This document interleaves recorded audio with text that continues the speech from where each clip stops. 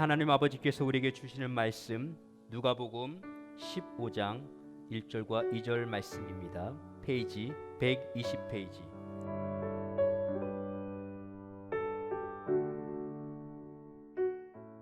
모든 세리와 죄인들이 말씀을 들으러 가까이 나아오니 바리새인과 서기관들이 원망하여 가로되 이 사람이 죄인을 영접하고 음식을 같이 먹는다 하더라. 아멘.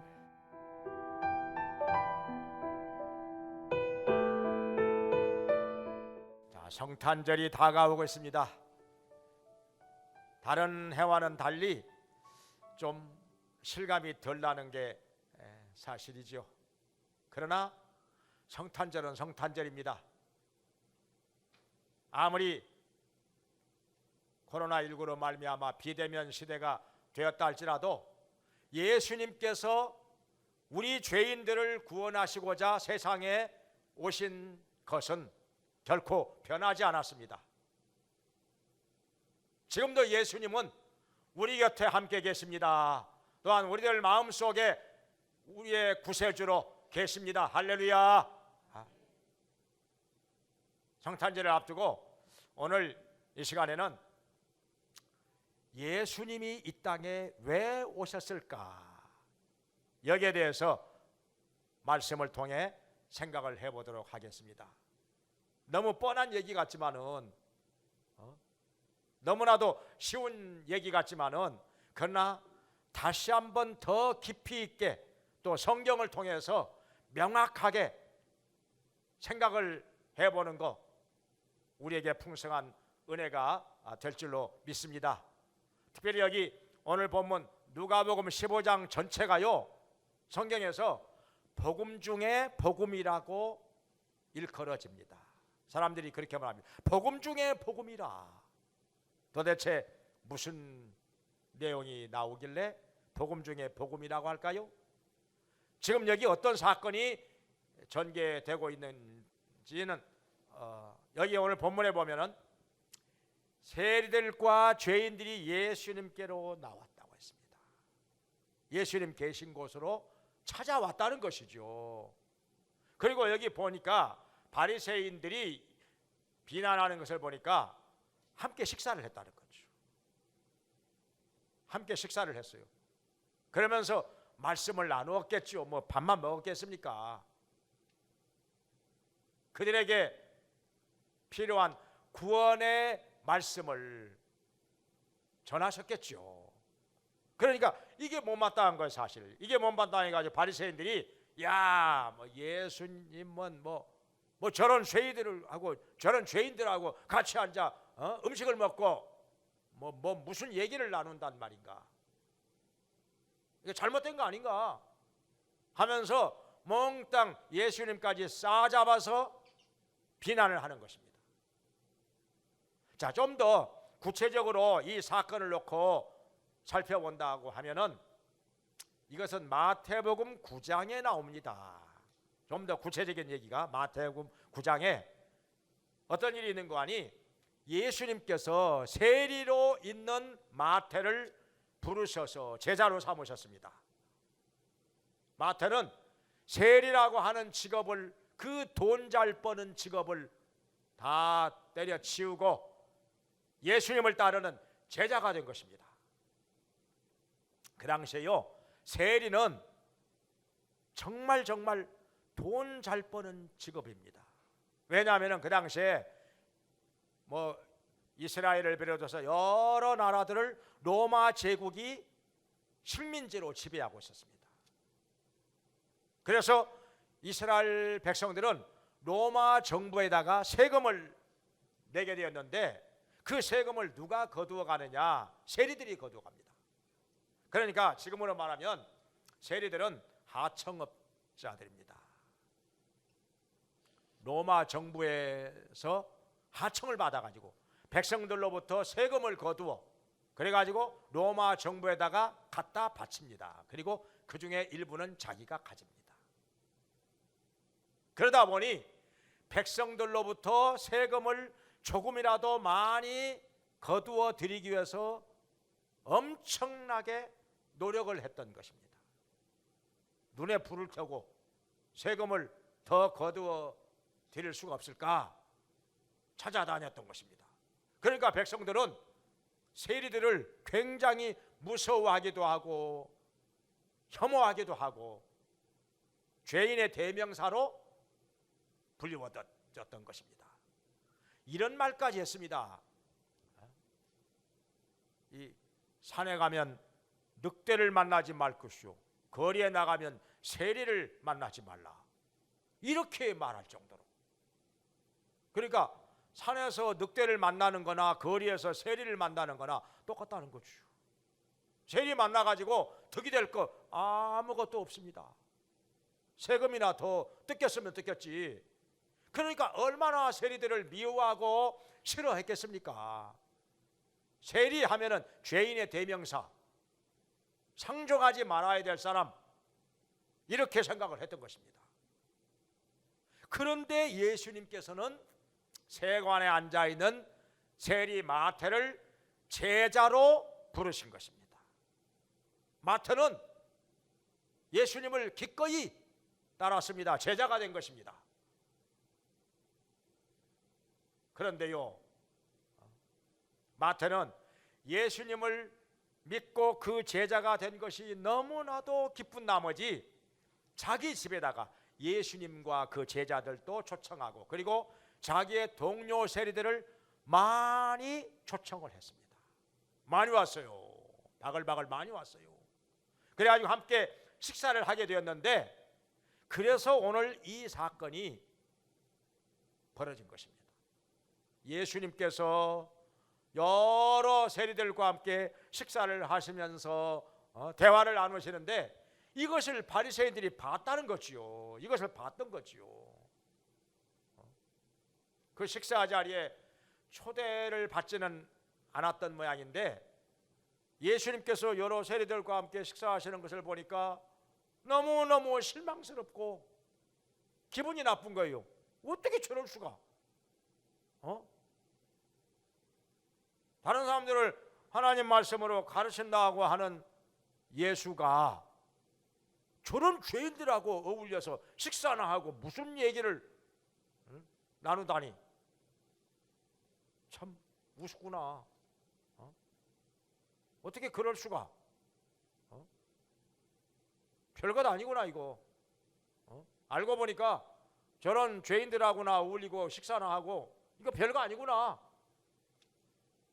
그러면서 마구 비난을 퍼부었던 것입니다. 그러면 여기에 대해서 예수님께서 뭐라고 말씀하시는지 그게 궁금하잖아요. 여기 이 사건을 가지고서 예수님께서는 세 가지 말씀을 하십니다. 그게 바로 오늘 누가복음 15장 전체의 본문인 것입니다. 그 중에 하나는 무엇인가 하니 여기 어떤 사람에게 양이 100마리가 있었는데 세어보니까 한 마리가 모자라. 99마리의 양을 산에 놔둔 채 잃어버린 양 한 마리를 찾아 나섰다는 것입니다. 여기저기 헤매고 다니다가 그 양을 찾음에 너무나도 기뻐서 그 양을 어깨에 메고 집으로 돌아와 벗들을 불러다가 잔치를 벌였다는 것입니다.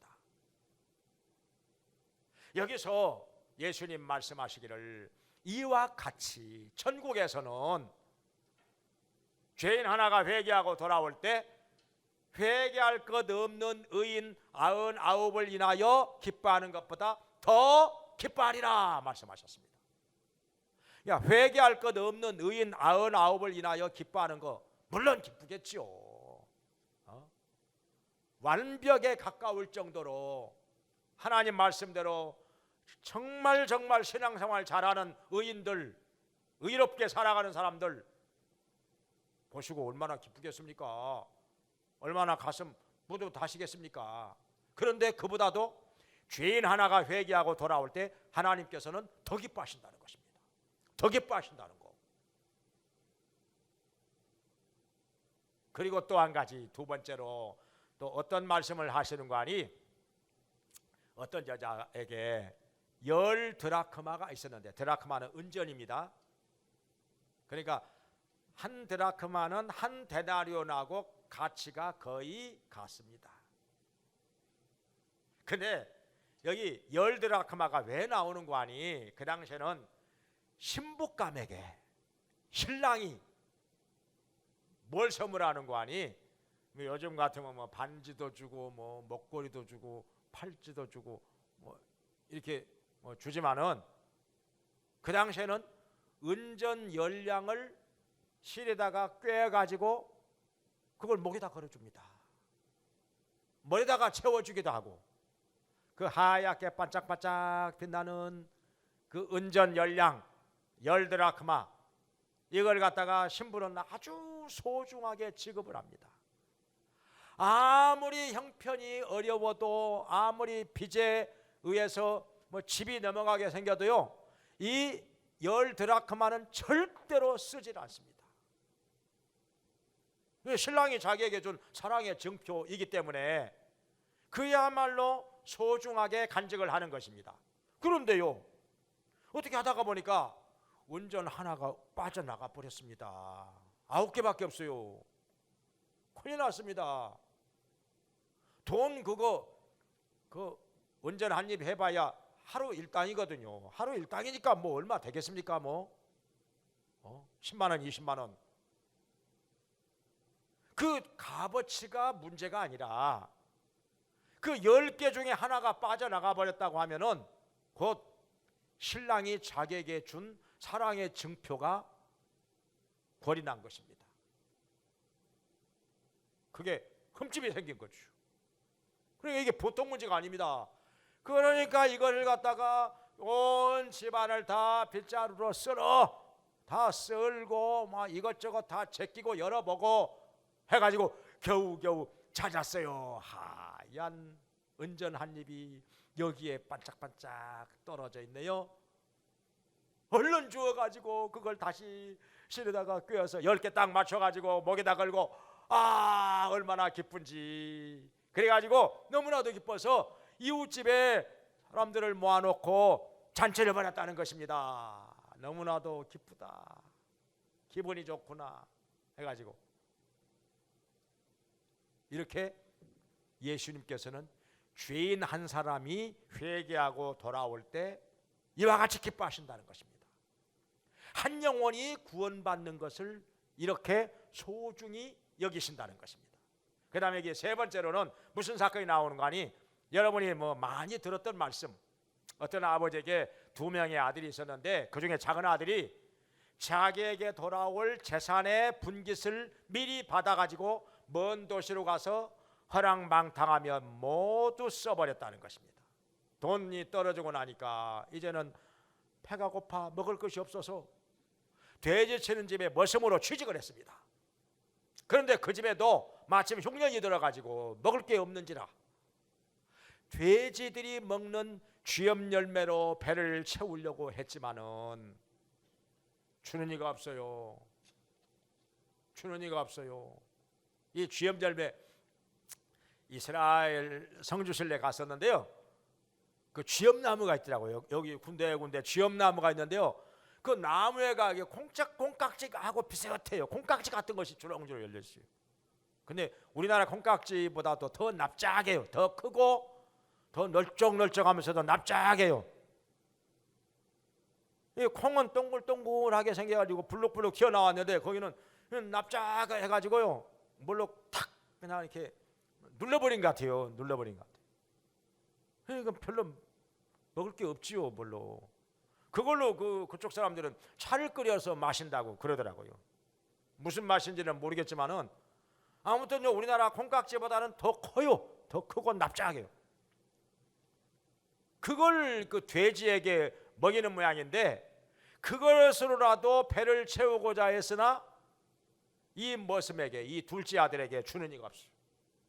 너무나도 배가 고파 배에서 쪼르륵쪼르륵 소리가 나고 점점 피골이 상접해져요. 배가 허리에 찰싹 달라붙어 가지고 이제는 움직이는 것조차 힘들어요. 이러다가 내가 굶어 죽는 거지. 우리 아버지도 보지 못하고 객지에 와서 내가 이렇게 죽는 거지. 생각하니까 서럽고도 슬프고도 얼마나 마음이 아픈지. 그러다가 여기서 이렇게 죽는 것보다는 아버지에게로 돌아가자. 내가 거짓골로 돌아가지만은 나를 아들로 보지 말고 품꾼의 하나로 보시고 나를 받아주시옵소서. 내가 이렇게 회개하며 돌아가리라. 하늘과 아버지께 내가 죄를 얻었사오니 나를 용서해 주시고 받아주시옵소서. 돌아가리라 해가지고 일어나서 돌아가는데 아버지가 저만 지켜보고 달려와가지고 이 아들을 끌어안고 내 아들아 너를 기다렸다. 이제 돌아왔느냐. 집에 들어가자. 그래가지고 목욕을 시켜주고 새 옷으로 갈아입히고 가락지도 끼워주고 새 신도 신겨주고 그리고 송아지를 잡아서 잔치를 벌인 것입니다. 풍악을 울리고 노래를 부르고 춤을 추면서 내 아들이 이렇다가 도로 찾았고 죽었는 줄 알았는데 이렇게 살아서 돌아왔으니 이 어찌 기쁜 일이 아닌가. 함께 즐거워하자 하면서 잔치가 벌어진 것입니다. 근데요 큰아들은 이것을 보고 기분 나빠가지고 나는 아버지 밑에서 맨날 있었는데도 염소새끼 한 마리 안 잡아주더니 재산 먹어도 탕전해버리고 거짓골로 돌아온 저놈을 뭐가 그렇게 이쁘다고 송아지를 잡아서 잔치를 벌이다니. 이런 차별이 있을 수가 있느냐. 이런 불공평할 때가 있을 수 있느냐. 나 집에 안 들어가. 아버지가 와서 야 들어가자 네 동생 살아서 돌아왔으니까 기쁘지 않느냐. 나 안 들어가요. 나는 그런 자리에 못 가요.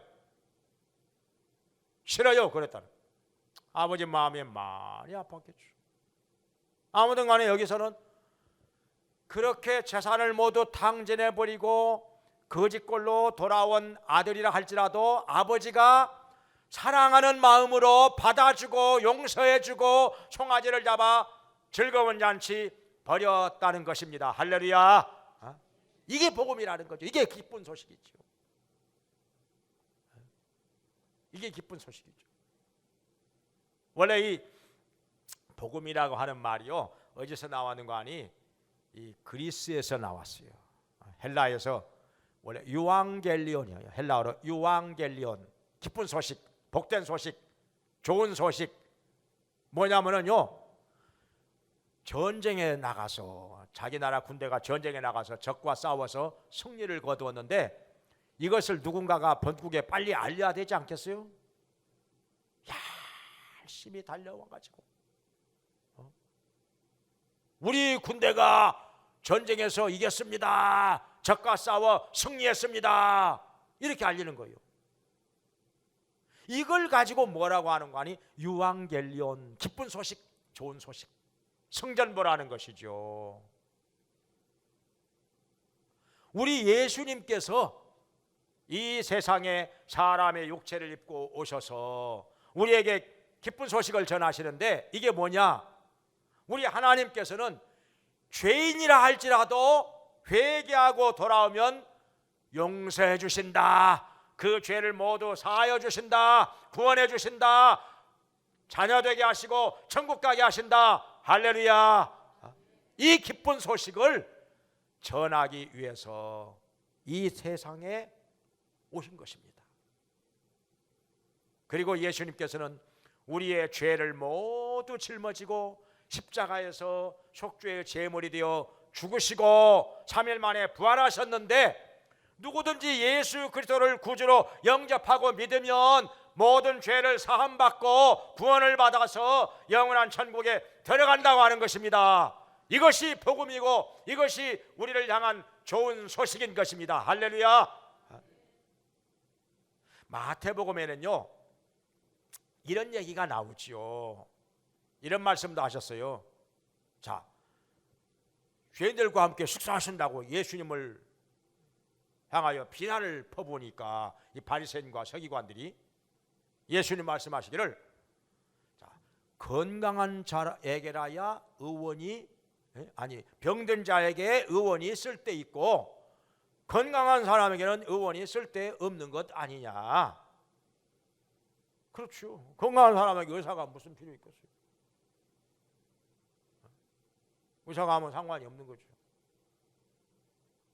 이와 마찬가지로 인자가 세상에 온 것은 의인을 부르러 온 것이 아니라 죄인을 부르러 왔느니라. 죄인을 불러 구원하고자 세상에 오셨다는 것입니다.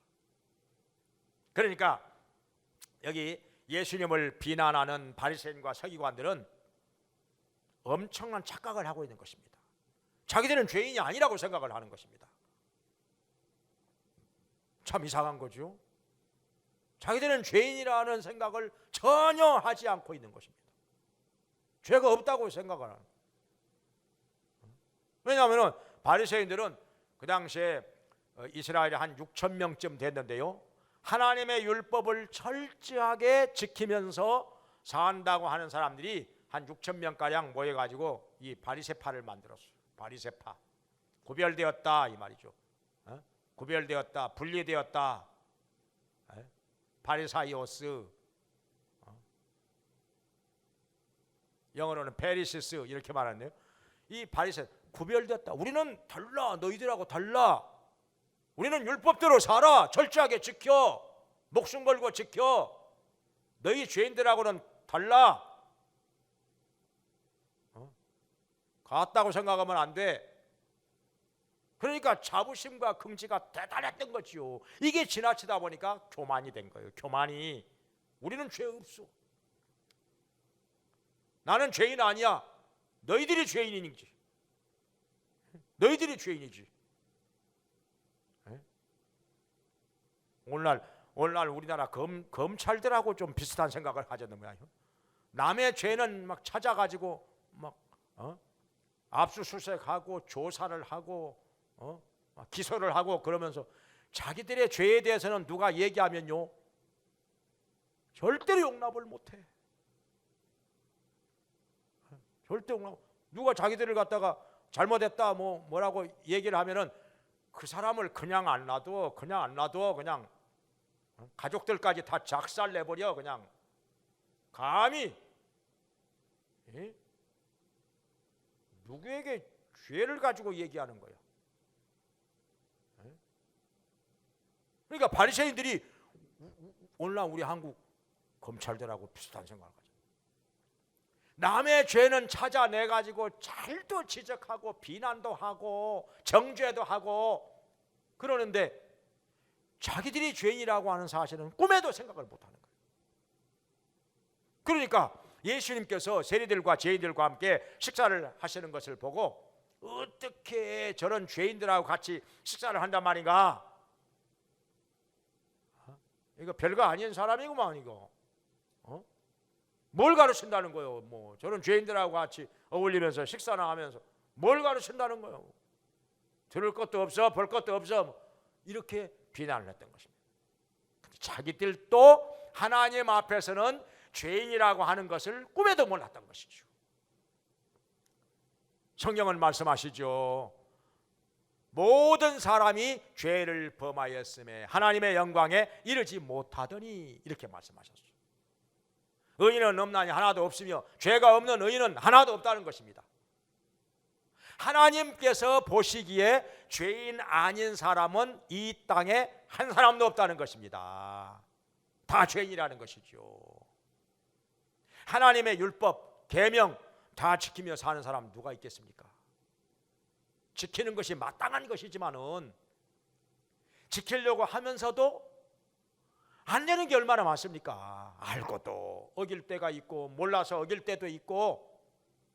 그래서 우리는 하나님 보시기에 다 죄인인 것입니다. 그 죄로 말미암아 하나님의 영광에 이르지 못하게 된 것입니다. 거룩하신 하나님 앞에 감히 설 수가 없는 죄인이 되어버린 것입니다. 그리고 죄의 삭은 사망인지라 영원한 지옥의 심판과 형벌을 받게 된 것입니다. 그런데 이게 바리새인과 서기관들은 자기들은 그게 아니라는 거죠. 자기들은 예외라는 것이죠.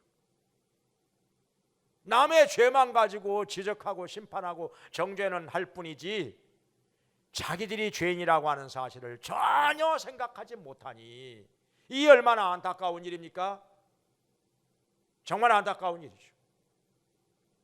그래서 예수님께서는 여기 마태복음 23장에 보면은 바리새인과 서기관들을 향하여 신랄하게 죄를 지적하고 비판을 합니다.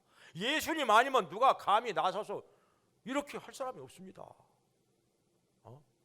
속된 말로 죽으려고 환장한 사람 아니면은 바리새인과 서기관들을 향하여 죄인들아, 화 있을진저 죄인들아, 어떻게 이렇게 말을 합니까? 이거 죽으려고 그냥. 근데 예수님께서 이런 바리새인과 서기관, 자기들 스스로 굉장히 의롭다고 생각하는 바리새인과 서기관들을 향하여 와 있을진저 죄인들아, 독사의 자식들아, 외식하는 자들아, 회칠한 무덤이여 하면서 얼마나 비판을 하셨는지. 그런데 이 바리새인과 서기관들은요, 그렇게 예수님의 말씀을 들으면서도 회개할 줄은 몰랐어요. 얼마나 마음이 교만하고 강팍해져 버렸는지 회개할 줄은 몰라요. 아마 그랬을 거예요. 웃기고 자빠졌네. 우리를 가지고 죄인이라고? 허허, 참 우리를 몰라도 너무 몰라. 우리가 얼마나 하나님의 율법대로 사는 사람인데, 얼마나 의로운 사람들인데, 우리가 누군지는 몰라? 바리새인이요, 나 날마다 율법 베끼고 가르치는 서기관이요, 서기관. 근데 나를 갖다가 죄인 취급하다니. 뭘 몰라도 한참 모르는구만 저거. 그러면서 예수님이 그 당시에 죄인이라고 하는 세리들하고 같이 식사를 하시니까 너 잘 걸렸다. 저런 죄인들하고 식사나 하면서 무슨 우리들에 대해서 뭐라고 죄인이라고? 뭐 외식하는 사람이라고? 그렇게 된 거예요. 그렇게. 너 잘 걸렸다 하면서 예수님을 그냥 완전히 다 싸잡아가지고 그냥 세리들하고 다른 죄인들하고 똑같이 취급하면서 비난을 퍼부었던 것입니다. 안타까운 일이죠. 안타까운 일이죠. 근데 예수님께서는, 예수님이 이 세상에 오신 것은 의인을 부르러 오신 것이 아니라 죄인을 불러 구원하고자 오셨다는 것입니다. 그러니까 자기를 죄인이라고 생각하는 사람들만 예수님께서 부르시는 거지요. 구원해 주시는 거지요. 자기 스스로 의인이라고 생각하면 예수님 필요 없어요. 구세주가 필요 없습니다. 아마 예수님께서 무슨 구원에 대한 말씀을 하실지라도 전혀 귀에 안 들어올 것입니다. 마음에 와 닿지를 않을 것입니다. 자기 스스로 의인이라고 생각하니까, 내가 의인인데 나는 죄인 아니요, 그러니까 구원 같은 건 필요 없어. 구세주 필요 없어. 뭐 복음? 그런 건 너희들이나 들어. 그러니 그 사람들은 구원과는 전혀 상관이 없는 사람이 되어버렸던 것입니다.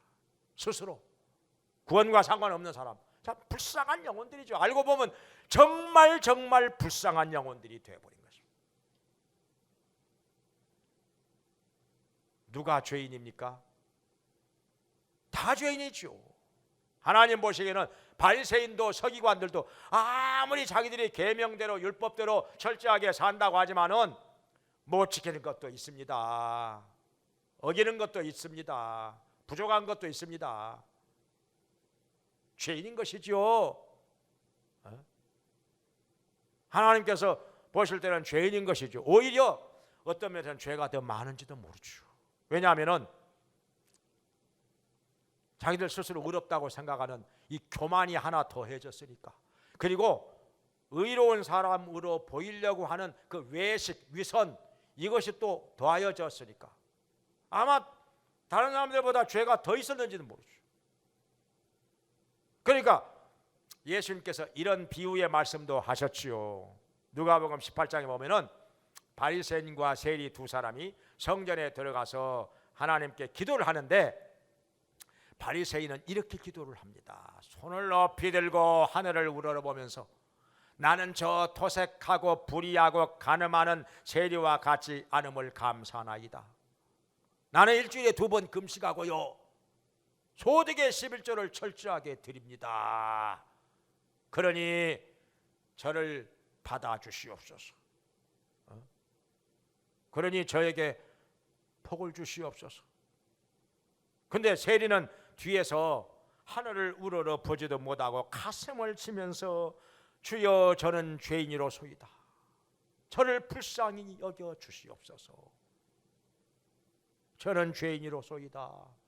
저를 불쌍히 여겨 주시옵소서 하면서 하염없이 눈물을 흘렸던 것이지요. 회개하면서 예수님 말씀하시기를 바로 이 회개하는 세리가, 가슴을 치는 세리가 하나님께서 보시기에 의롭다함을 받고 돌아갔느니라. 하나님의 판단은 이 바리새인의 생각과 전혀 달랐던 것이죠. 바리새인은 자기가 당연히 세리보다 더 의로운 사람으로 인정받을 거라고 믿었던 것인데 하나님의 생각은 그게 아니었어요. 세리가 더 의롭다. 가슴을 치면서 자기 죄를 자백하고 회개하는 세리가 더 의롭다. 하나님께서 그렇게 말씀을 하시고 인정하신 것입니다. 그러니까 우리는요, 이런 잘못된 선입관, 잘못된 편견 다 벗어버리고 성경으로 돌아가야 합니다. 말씀으로 돌아가서 하나님 앞에서 나 자신을 돌아보고 비춰봐야 됩니다. 그러면은요, 내 죄가 드러납니다. 나도 별 수 없는 죄인이었구나.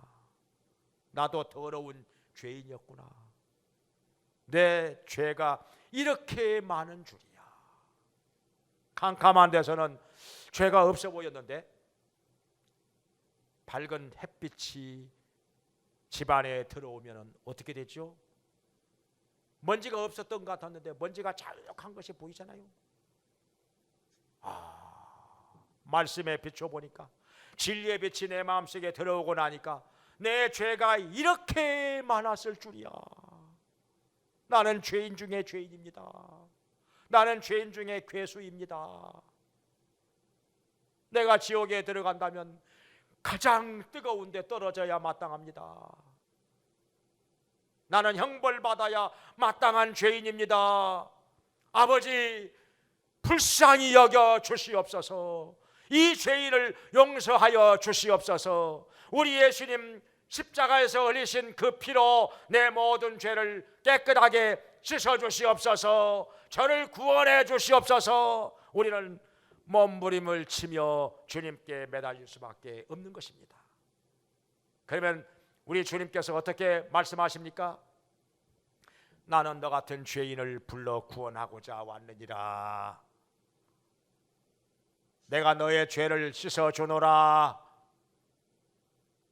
이를 위하여 내가 죄 없는 몸으로 십자가에서 속죄의 제물이 되어 피 흘리며 죽었노라.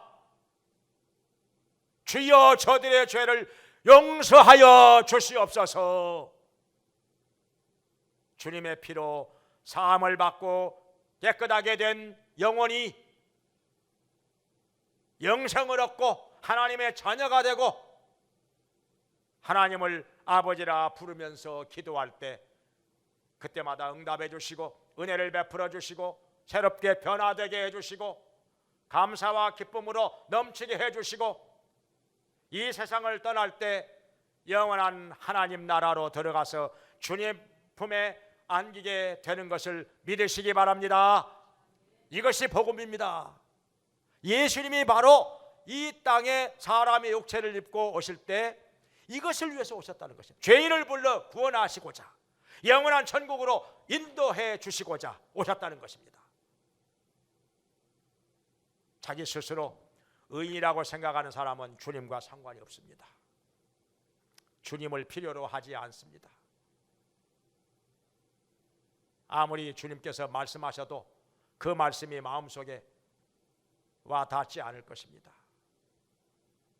그런데 내가 죄인입니다. 이 죄인을 불쌍히 여겨 주시옵소서.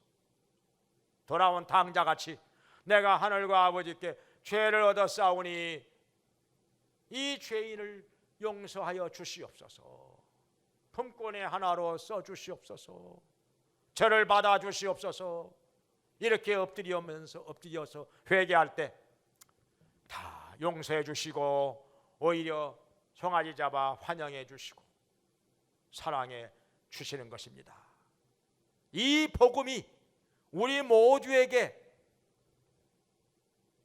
해당되는 은혜의 복음이 되어서 모두가 구원받은 확신을 가지고 감사하며 기뻐하며 주님께 찬송과 영광 돌리며 살기를 주님의 이름으로 축원합니다. 기도하겠습니다. 은혜로우신 하나님 아버지, 저희들이 진리의 빛이 비추이지 않았을 때는 스스로 의인인 줄로 생각을 했었지만은 주님 말씀 앞에 비춰보니 더러운 죄인들입니다. 이렇게 죄가 많았습니다. 영원한 지옥의 심판과 형벌을 받아야 마땅한 죄인들입니다. 이 죄인들을 구원해 주시고자 우리 예수님 세상에 사람의 육체를 입고 오셨는데, 그리고 십자가에서 죄 없는 몸이 피 흘리며 죽으셨는데, 주님 저희들 모든 죄를 다 용서하여 주시옵소서. 우리 주 예수님 십자가에서 흘리신 그 속죄의 피로 다 씻어 주시옵소서. 저희를 구원하여 주시옵소서. 영원한 천국으로 들어가게 하여 주시옵소서. 이제 주님 저희들을 붙들어 주시사 주님 말씀대로 살게 하여 주시고 주님 뜻대로 살게 하여 주시옵소서. 주님의 은혜로 말미암아 변화된 삶을 살게 하여 주시고 우리 주 예수님을 이 땅에서 증거하는 삶을 살게 하여 주시옵소서. 예수님의 이름으로 기도합니다. 아멘.